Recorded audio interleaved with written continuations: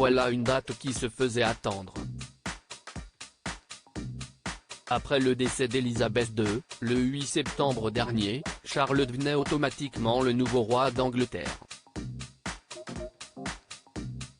2 jours plus tard, le 10 septembre, il obtenait officiellement le statut de souverain à l'issue d'une réunion du Conseil d'accession au palais de Saint-James à Londres, lors de laquelle il s'était par ailleurs montré très ému.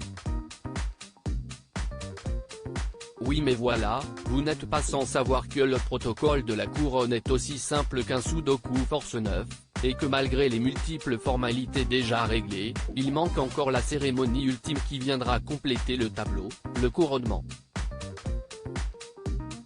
Un événement très attendu par le peuple britannique, et pour cause, le dernier a eu lieu en 1953, et dont la date se faisait attendre.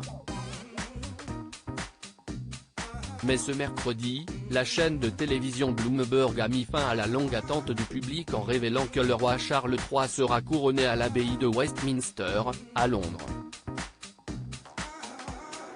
Le 3 juin 2023. Oui, vous avez bien lu, encore 8 longs mois avant que le monde ne voie Charles recevoir sa précieuse couronne. De cette dernière, on ne sait d'ailleurs pas grand-chose. Selon certains experts cités dans les médias, le roi pourrait porter la même que sa mère, à savoir la couronne de Saint-Édouard, une pièce en or massif sertie de 444 pierres précieuses, qui se distingue par ses 4 croix, son velours violine et sa base en hermine.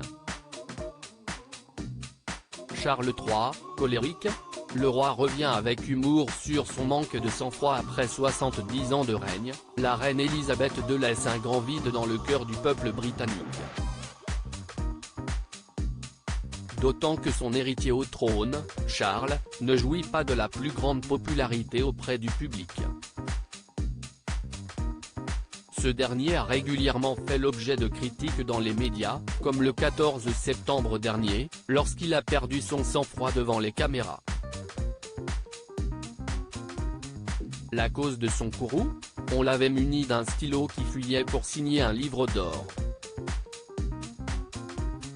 Mais le roi Charles, comme tout bon Britannique, ne manque pas d'humour, et lorsqu'il a fallu signer de nouveaux registres ce 4 octobre, à l'occasion des 250 ans de l'abbaye de Dunfermline, en Écosse, le souverain, qui avait pour l'occasion amené son propre porte-plume, n'a pu s'empêcher de faire allusion à ce fâcheux incident.